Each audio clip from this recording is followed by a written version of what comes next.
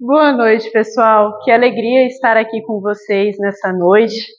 Uma noite mais fria, a chuva que nos pegou de surpresa ontem, véspera de feriado, mas estamos aqui para esse nosso momento tão importante, esse momento que renova as nossas forças, que nos conecta com a espiritualidade amiga de uma forma diferente, envolvidos e juntos.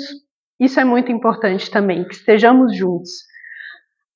Nossa proposta de hoje é falarmos um pouco sobre o conhecimento de si mesmo. E se a gente olha aos arredores, se nós entramos na internet, assistimos algo na televisão, conversamos com alguém, rapidamente percebemos que o tema conhecimento de si mesmo, autoconhecimento está em alta.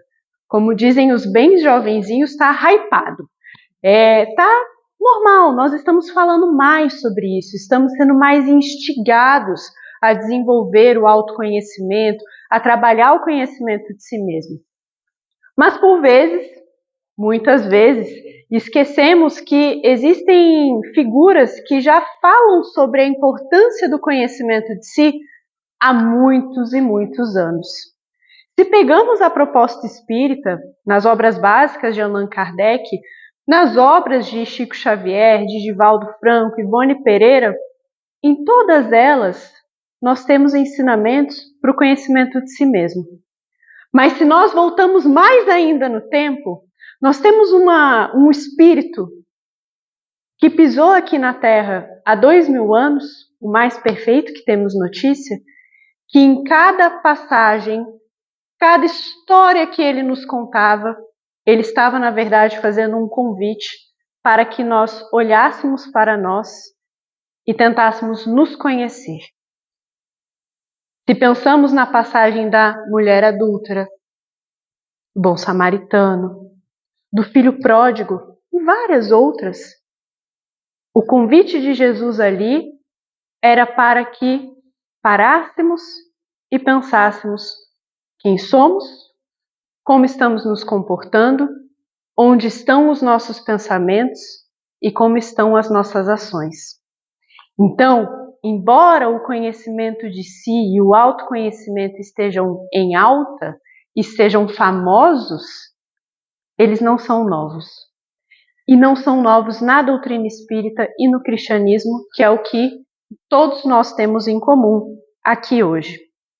Quando falamos de autoconhecimento, estamos falando do ato e do processo de se conhecer. Processo esse que dura a nossa vida inteira. Do momento em que nascemos ao momento em que desencarnamos. Mas, aqui eu vou fazer uma adaptação. Isso é o que estudamos nas áreas terrenas, na psicologia, na medicina.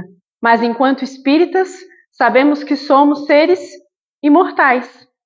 O que isso implica, então, no processo de autoconhecimento? Implica que estamos há várias encarnações e há vários séculos vivendo esse processo. E ainda vamos viver esse processo de autoconhecimento e de se conhecer por mais muitos e muitos séculos e encarnações. Então aqui eu já deixo um lembrete de que nunca é tarde para iniciarmos, para desenvolvermos, para intensificarmos esse processo de conhecimento de si mesmo. E ele é um processo tão individual que não há pontos fixos, não há linha de chegada, não há marcas específicas. Cada um de nós vai vivê-lo de forma única. O meu processo de autoconhecimento e de conhecimento de mim mesma é diferente de cada um de vocês. Porque somos seres únicos, somos espíritos imortais, mas únicos, singulares. E estamos nas nossas lutas diárias, nas nossas batalhas, nos nossos processos. Não temos uma forma única de caminhar, mas nós temos bússolas, nós temos indicações dos nossos caminhos. Jesus é o nosso modelo e guia.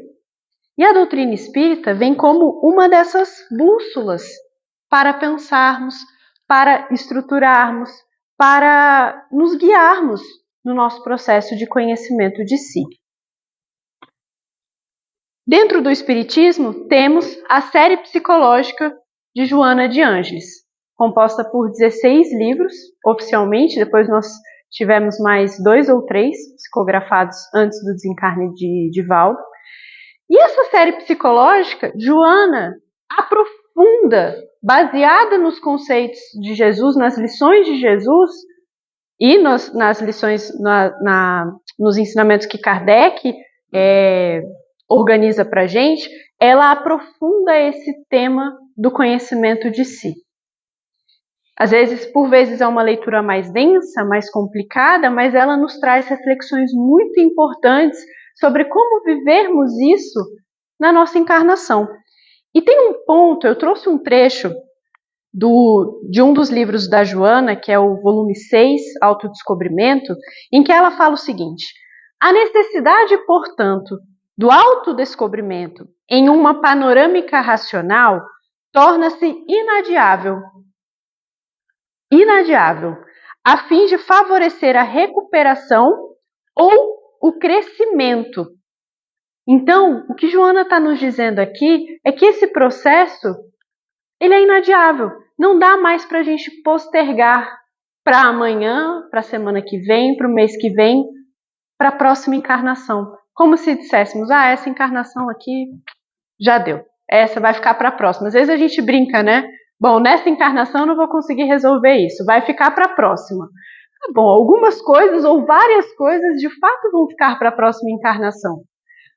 Mas Joana faz um convite de que esse processo de autodescobrimento a gente não pode mais adiar, porque ele vai favorecer a nossa recuperação quando a gente tem algum estado de desarmonia, quando temos algum nó que precisa ser desfeito de vidas anteriores ou do que vivemos nesta própria encarnação, ou também esse processo vai favorecer o nosso crescimento, desenvolvendo valores intrínsecos, valores que nós temos lá dentro e que talvez estejam adormecidos. Daí o não podermos mais adiar esse processo, e por isso eu quis que conversássemos sobre isso nessa noite.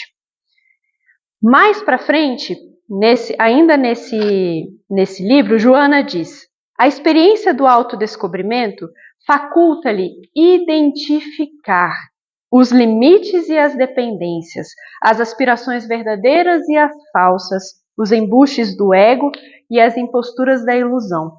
Porque por vezes a gente fala, o que eu quis trazer esse trecho? Por vezes a gente fala do processo de autoconhecimento e fica algo muito abstrato, algo muito solto. E às vezes a gente pode falar, mas eu me conheço, eu sei quem eu sou, eu sei do que eu gosto, eu sei o que eu faço, eu sei com quem eu me relaciono. Tá bom, ótimo, já temos um começo. O que Joana está dizendo aqui é que esse processo vai identificar. Então ela coloca de uma forma muito clara. Para que serve? Se descobrir, se conhecer, identificar. Quais são os meus limites? Quais são as minhas dependências? Onde o ego está gritando? Onde aparece, por exemplo, o meu orgulho e o meu egoísmo, que às vezes eu tento mascarar e colocar para baixo do tapete? Onde estão as minhas ilusões dentro de tudo que eu vou vivendo?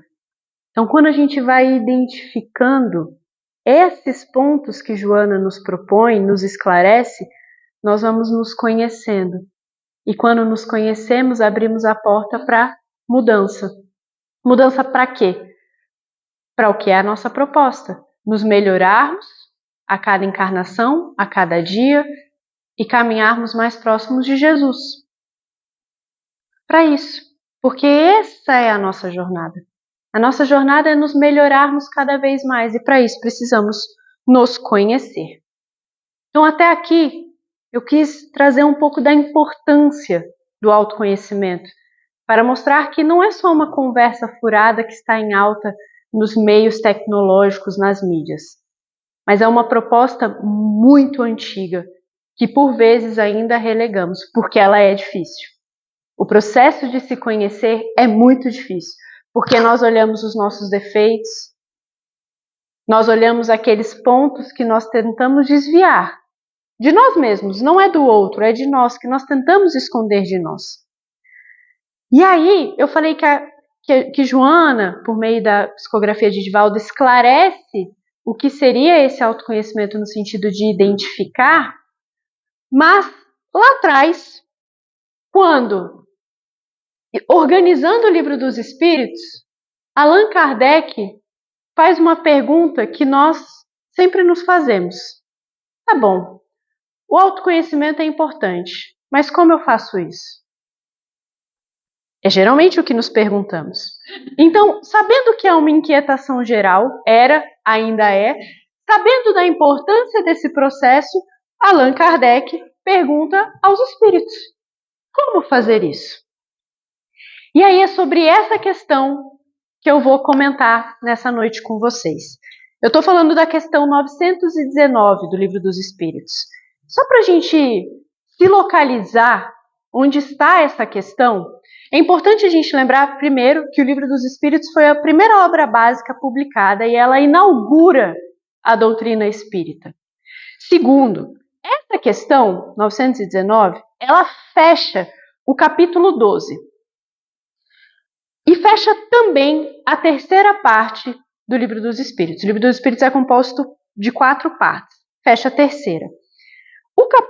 A terceira parte, o título dela é Das Leis Morais.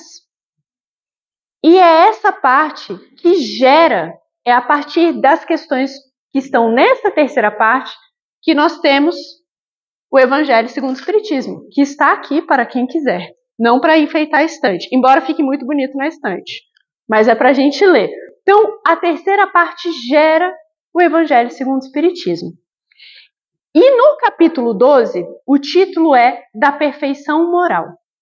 E ele tem alguns tópicos: as virtudes e os vícios, paixões, egoísmo, caracteres do homem de bem, conhecimento de si mesmo. Então vejam como Kardec estrutura esse capítulo de forma a ir fazendo com que a gente pense ponto a ponto, questão a questão, entre as questões 893 e 919, sobre nós mesmos. Onde estamos nisso que se chama perfeição moral. O que precisamos trabalhar para nos aproximarmos dessa perfeição moral. O capítulo 12 é um guia para a nossa renovação. Que a partir das perguntas e respostas, olhamos para nós e podemos pensar: isso eu preciso melhorar. Esse é um ponto que eu preciso cuidar na minha reforma íntima. E se a gente fizer um pouquinho de cada vez, a gente vai melhorando pouco a pouco. Então, qual é a pergunta, afinal, que Kardec faz aos espíritos? Qual o meio prático mais eficaz que tem o homem de se melhorar nesta vida e de resistir à atração do mal? Kardec é direto. O que ele está perguntando? Qual o meio prático mais eficaz? Para quê? Para que a gente se melhore nesta vida, primeiro ponto, e para que a gente resista à atração do mal. E aí os espíritos, às vezes, em algumas questões, eles parecem querer brincar com a gente, né? E aí nessa eles brincaram, eles viraram e falaram assim, a resposta é muito direta. Um sábio da antiguidade vô-lo disse: conhece-te a ti mesmo. Essa frase é atribuída a Sócrates. Ponto. Então os espíritos falam: mas você está me perguntando do meio prático mais eficaz, mas desde a antiguidade você já tem essa resposta. Por que você está aqui me importunando com essa pergunta? Conhece-te a ti mesmo. Mas Kardec queria ajudar a gente, certo? Então ele insiste, ele não ficou satisfeito com essa resposta. E aí vem a pergunta A dessa questão, que dá origem a tudo que a gente vai conversar a partir de agora. Kardec diz: concebemos toda a sabedoria desta máxima. O que ele está dizendo? Espíritos, ok, a gente entende, a gente sabe da importância, mas A dificuldade está precisamente em cada um conhecer-se a si mesmo. Qual o meio de consegui-lo? Então, olha como Kardec coloca: temos essa dificuldade. Como a gente vai conseguir isso? E aí, a resposta é de Santo Agostinho nessa questão. E eu fui dividindo em tópicos para a gente conversar. Primeiro ponto que eu queria destacar da resposta de Santo Agostinho é que ele diz o seguinte: fazei o que eu fazia quando vivi na terra. Ao fim do dia, interrogava minha consciência, passava a revista ao que fizera e perguntava a mim mesmo se não faltara algum dever, se ninguém tivera motivo para de mim se queixar. Foi assim que cheguei a me conhecer e a ver o que em mim precisava de reforma. Santo Agostinho já dá a primeira lição. No final do dia, se questione, revise o seu dia. Quais foram os seus comportamentos, quais foram os seus pensamentos, quais foram as suas emoções? O que a gente faz hoje em dia no fim do dia? Responde a mensagem que chegou à noite, assiste TV, assiste uma série. Aí na hora de dormir a gente dorme com a TV ligada, dorme meio assim, ou dorme com o livro aqui e não revisitou o dia nenhum. Então Santo Agostinho está falando, revisitem o dia. É preciso fazer essa reflexão. Se questionem, interrogai-vos. E eu acho esse ponto que ele traz muito importante. Se você visse, esse é o segundo ponto, se você visse outra pessoa fazendo o que você faz, o que você fez nesse dia, qual seria a sua opinião? Eu adoro essa reflexão.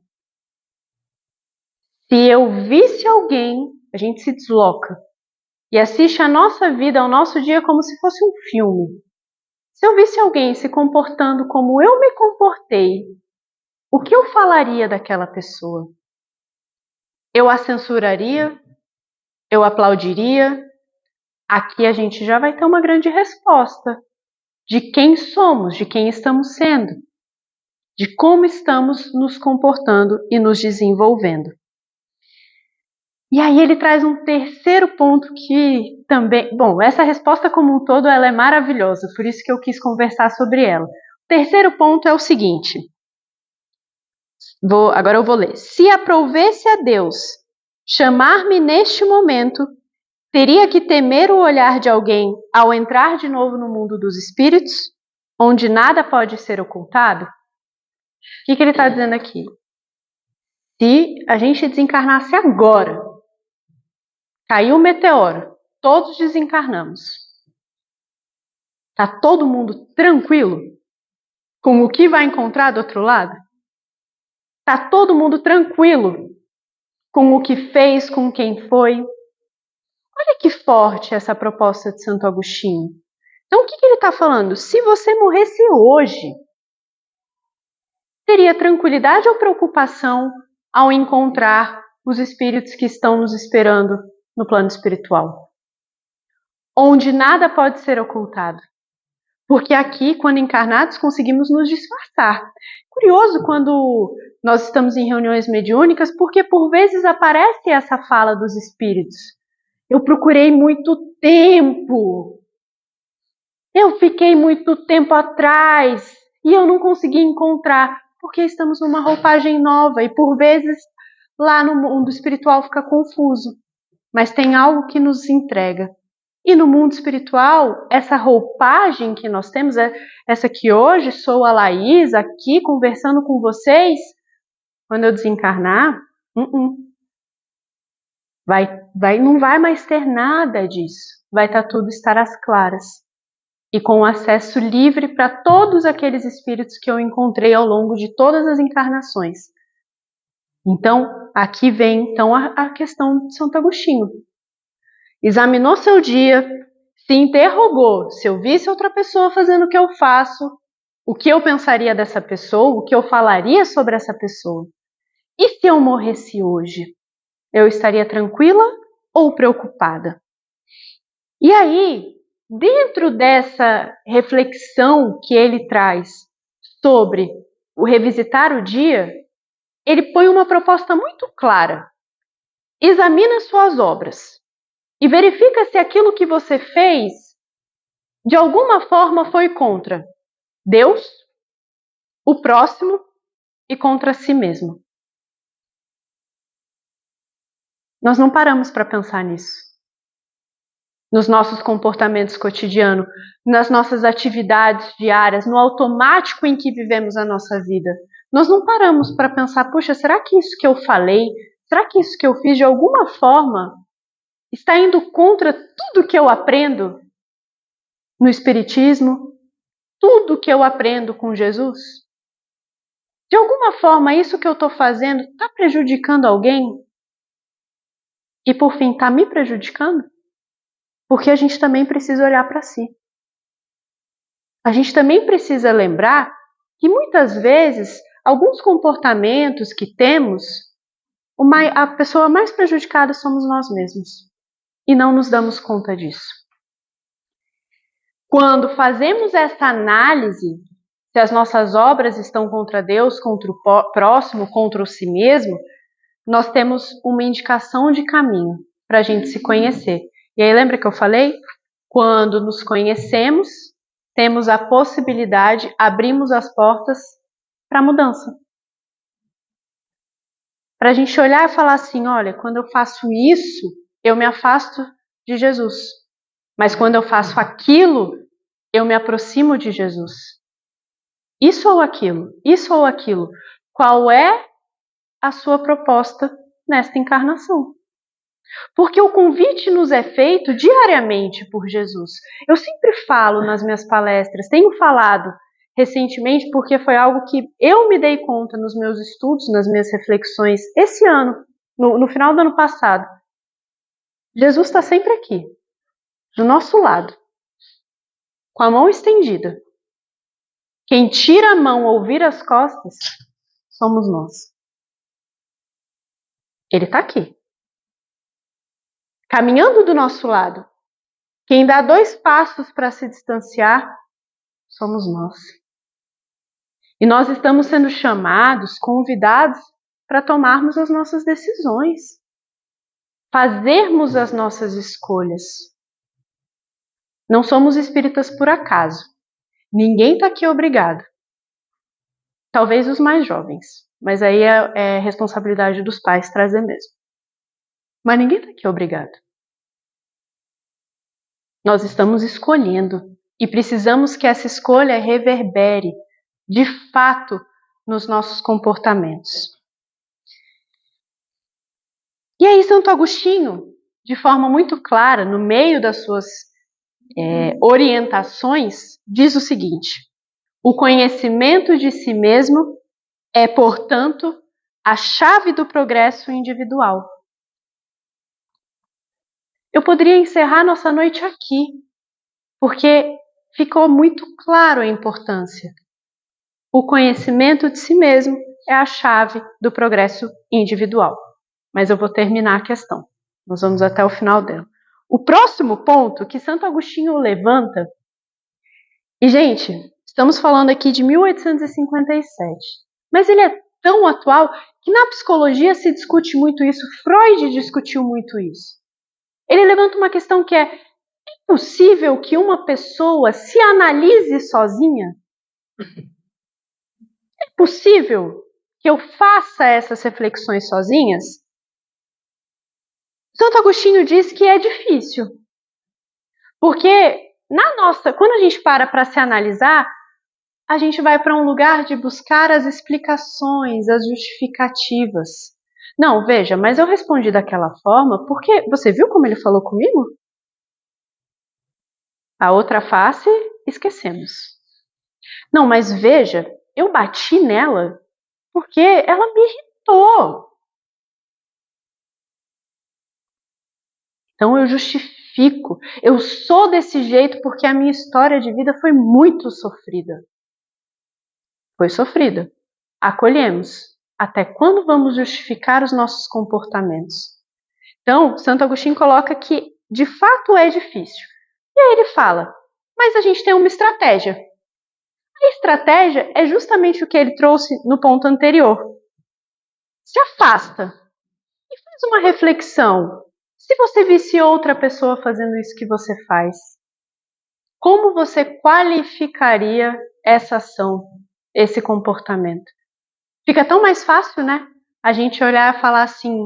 Eu trabalho muito isso com os meus pacientes. Às vezes eles vêm com várias questões, eu falo, tá, vamos imaginar que você tem um filho. Se você visse o seu filho fazendo isso, falando dessa forma, o que você faria?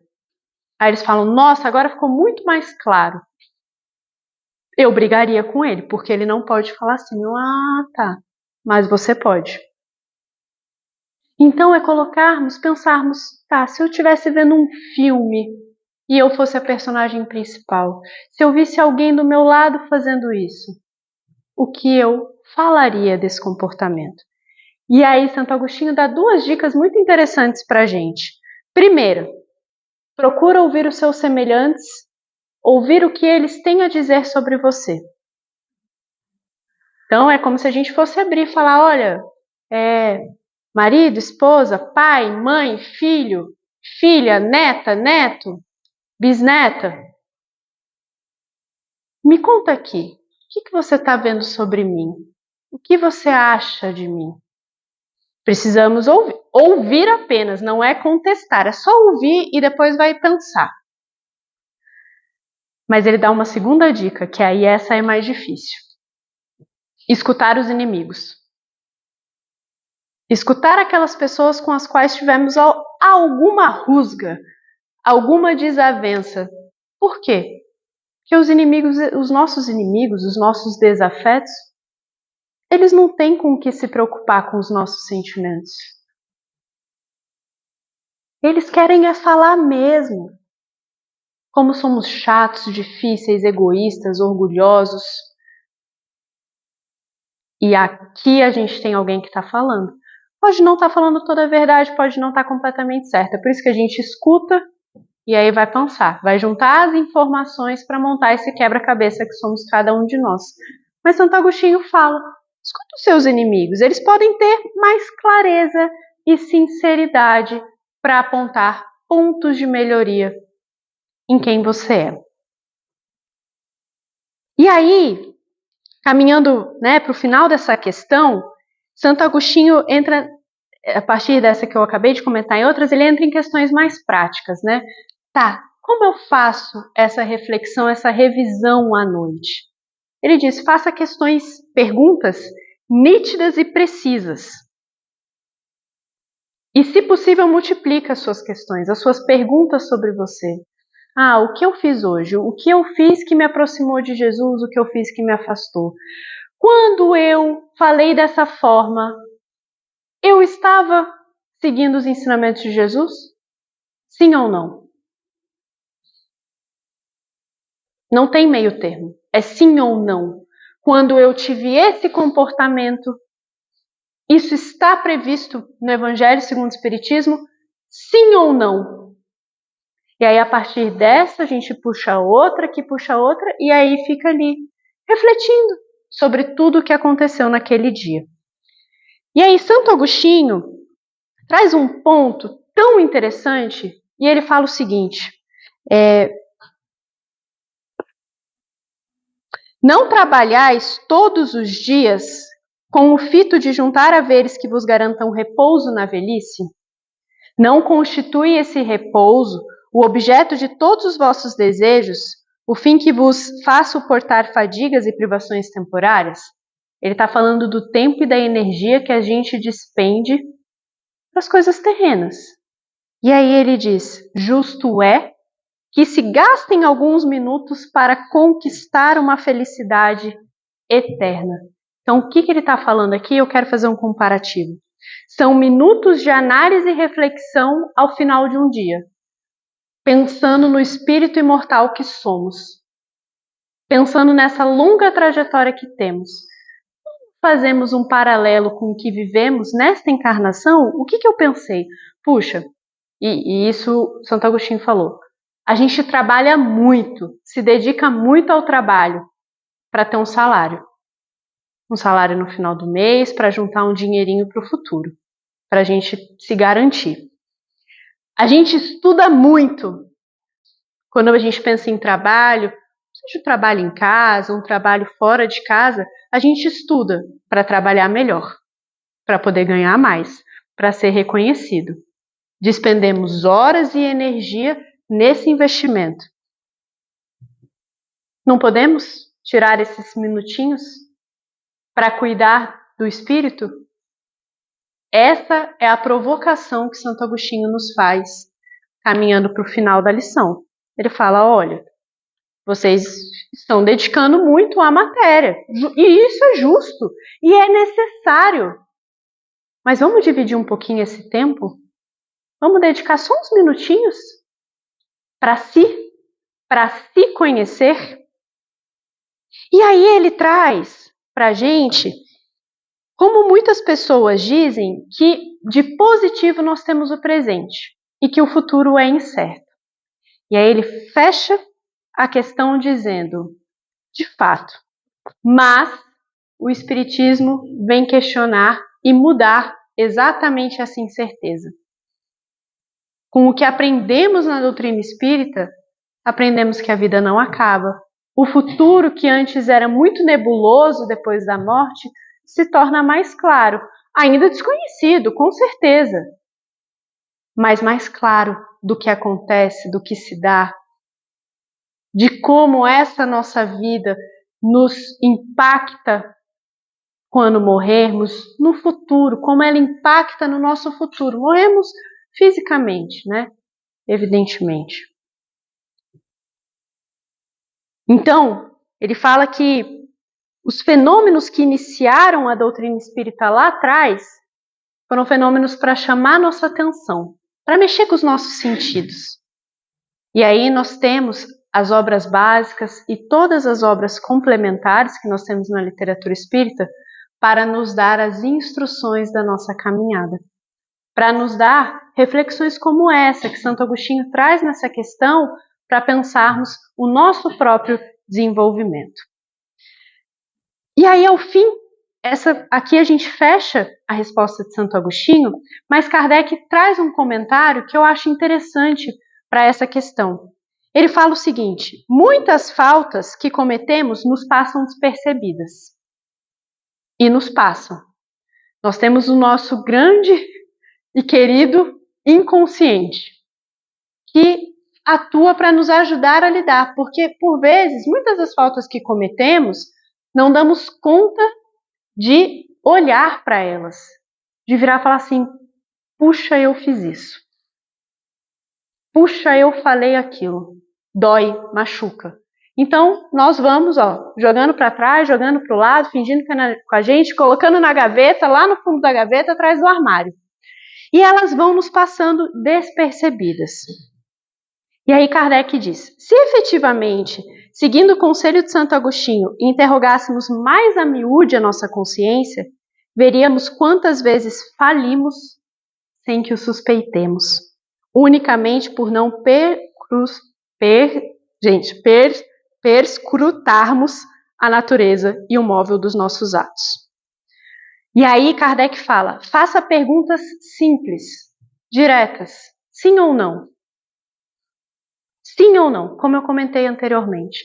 No final, somos sim, somos não. Vai dar a soma do bem e a soma do mal que estamos realizando. E aqui teremos mais mal, mais bem. Quais são as características que estão constituindo, que estão formando isso que a gente está chamando de mal? Quais são as que estamos chamando de bem? Aqui temos quem somos e vamos seguindo nesse processo de caminhada do conhecimento de si.